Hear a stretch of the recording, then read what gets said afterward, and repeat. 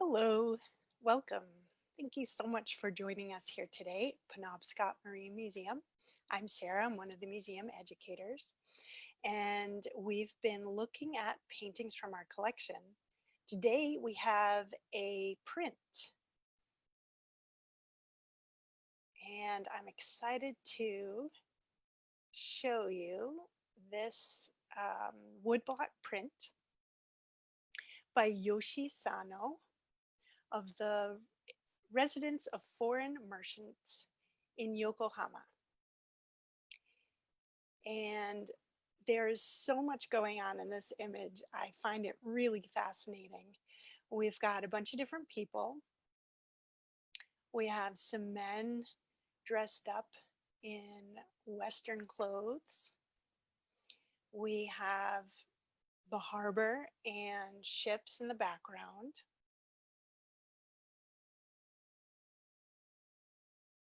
This particular ship that seems to be right nearby looks like it has an American flag.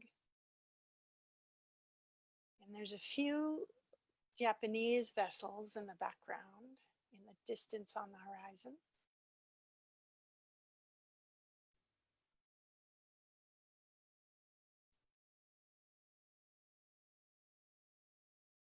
We have some people dining over here, mostly Western dressed people. There's some kind of painting or image on the wall of camels. I have no idea what that's about. I'm very curious. I don't know if that's a reference to the Silk Road, if these are merchants and traders. Maybe they're hearkening back to the history. We have some people in Japanese dress, a little dog in the corner. And I'm really interested in this group of women here. In the early 17th century, Japanese were very concerned about influence from Westerners, and they forbade any Westerners to come and trade, and it began a period of isolationism in Japan. There's an interesting exception. The Dutch were asking to trade, and the Japanese said, yeah, maybe we'll trade with you if you take this picture of Jesus and stomp on it. And the Dutch in the 17th century, of course, most of them were Puritans. So they were completely happy to stomp on something that they thought of as a heretical error, idolatry. So the Dutch went ahead and stomped on the picture of Jesus and got the right to continue trading with the Japanese. They still weren't allowed on Japanese soil.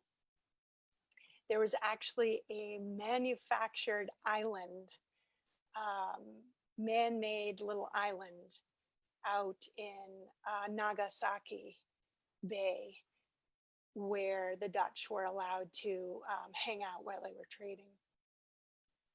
In 1854, Matthew Perry commanded a large US fleet of warships. They threatened Kanagawa and a number of Japanese ports along the water, along the shore, and exercised their guns. They didn't shoot onto Japan, but they showed how their guns worked and effectively threatening Japan. And that forced the opening of trade with Japan in the Harris Treaty of 1858. And that helps us date this image, because when the treaty went through in 1858, they opened up Kanagawa. Yokohama was a small fishing village right nearby that actually had a better harbor, a deep water port. And so the Japanese made that the port that Westerners were allowed to trade in. And Yokohama was opened to Western trade in 1859. So we know this print is after 1859. And if we look at these women's clothing, especially this Western woman here, you can see her bell-shaped hoop skirt. That started to go out of fashion at the end of the 1860s. So by 1870, Western women were wearing a large bustle in the back, and the skirt was flat in front. So that means this print has a very small window in which it could have been made, sometime between 1859 and 1870. So one fun way in which clothes help us date things. There's a few women here. There's two others in Japanese dress. And these women look like geishas, which I think is a trade that's probably misunderstood in the West. Geishas were professionals. They were highly trained in a diverse array of arts, including music, literature, and the tea ceremony. So they were companions who could speak knowledgeably on a variety of interesting topics, and that was their job. And their clothes are beautiful. We see several layers of kimonos, and that was also an art to carefully select several different colors of kimono, and the combination of colors showed your knowledge and taste. And this woman down, sitting down here, she has a long flowing obi. That's the panel of silk that's folded and then knotted around the waist. Those knots also were one of the skills that these women learned. There were a wide variety of knots, all with different shapes, and this one has a lovely flowing look in the back. Sarah, I want to interrupt you. Yes. And say hello to everyone who's watching us. Thank you so much for joining us today. Especially hi to Katie, who said hi to us. And John says, lovely painting, very intricate. And just a reminder, if you have any questions, please post them in the comment section and we will try our best to answer them. Thank you. Thank you so much for joining us here today. This woman is playing a shamisen, which is a Japanese lute style instrument. And that kind of instrument is played with a plectrum. And you can see this Western woman is holding one of these plectrums. They were often made of ivory or some material like that. This woman in the Western dress is holding a very interesting instrument. It's a mystery instrument. I could not figure out what it was, and so I contacted early music scholar Karen Bursiaga, who took a look at it, and she says, this is made up.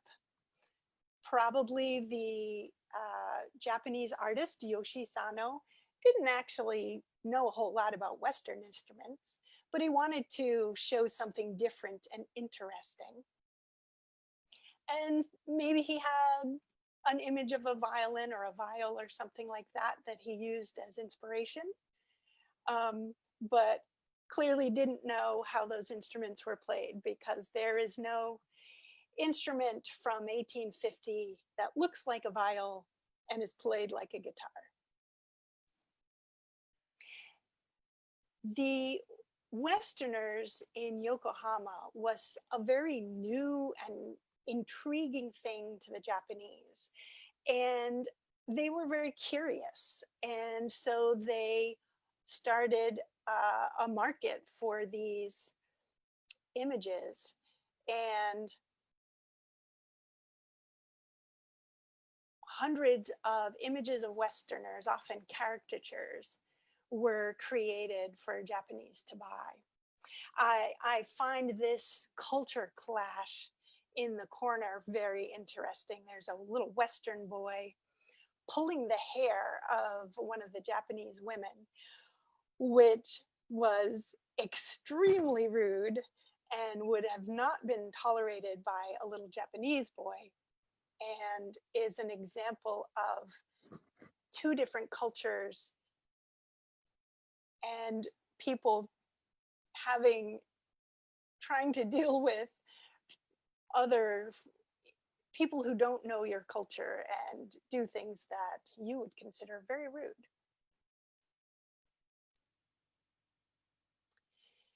So the Japanese were so worried about a Western influence, and so it makes me wonder about, were Westerners worried about Japanese influence? We see this huge influx of Asian goods, porcelains and silks and sands and little carvings, all kinds of different artwork was coming in and filling Victorian parlors.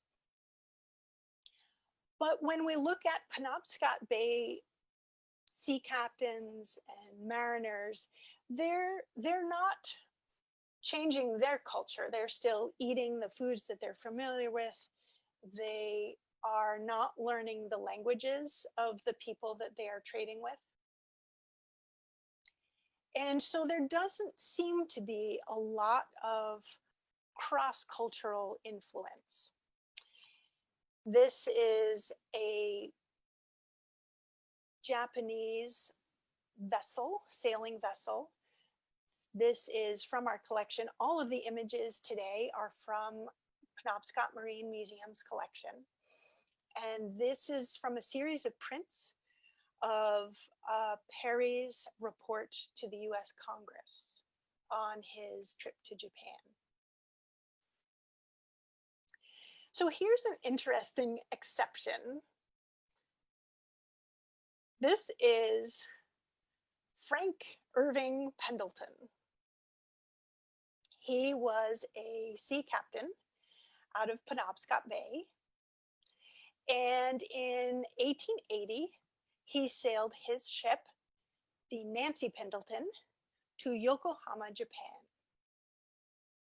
While he waited for the cargo to be unloaded, he went around town. He went to a dojo for a workout. I'm so curious what he did there.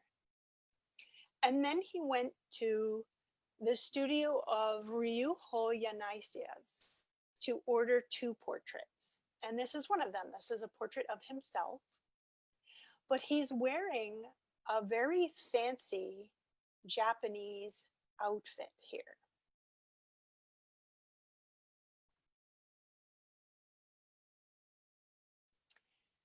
This outfit is called a Kamishimo. It would have been worn in the Tokugawa era, that's the 19th century, goes for many centuries up into the 19th century. This outfit would have been worn by samurais and courtiers, so very high class outfit. It included a formal kimono, which is the black sleeve that you see coming out here.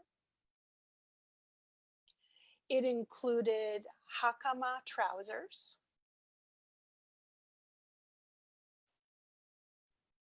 And a sleeveless jacket, which you can see the pronounced shoulders coming out from the jacket here. The jacket is called a Kataginum.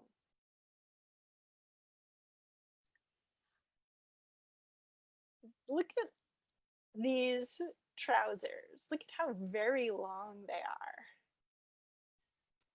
Does it look like it would be difficult to walk around in those? That was actually the point of these trousers. They were required if you visited court.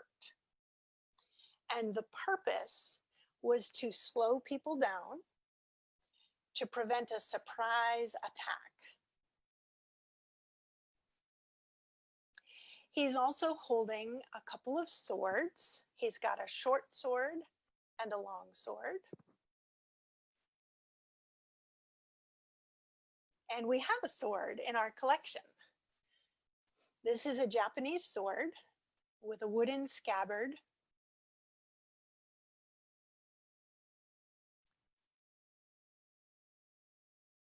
Beautiful decoration with pearls and colored threads or sinews, engravings filled with different metal that shines out. And the sword blade itself would have been made with two different kinds of steel, folded and lengthened hundreds and hundreds and hundreds of times to increase flexibility and strength both.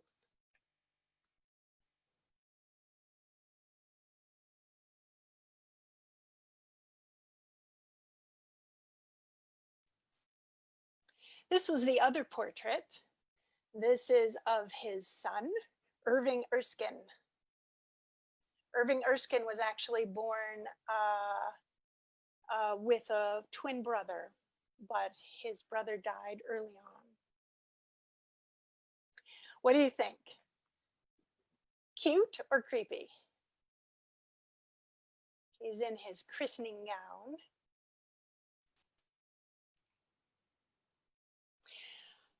So the ship that we mentioned earlier, Frank Pendleton's ship was the Nancy Pendleton. And actually he was one of several different captains that commanded the Nancy Pendleton over the years. You can see that it's the Nancy Pendleton because it says so. And Sarah, we have a Pendleton descendant watching with us today. Awesome. And we also have a question about the sword, and Yes. Elizabeth is wondering if the sword is oiled or varnished. That is a very good question, and I don't know the answer. It's not museum practice. Usually museums do not put any wax or oil on. So if it does have any oil on it, it would be from many years ago before it came to the museum.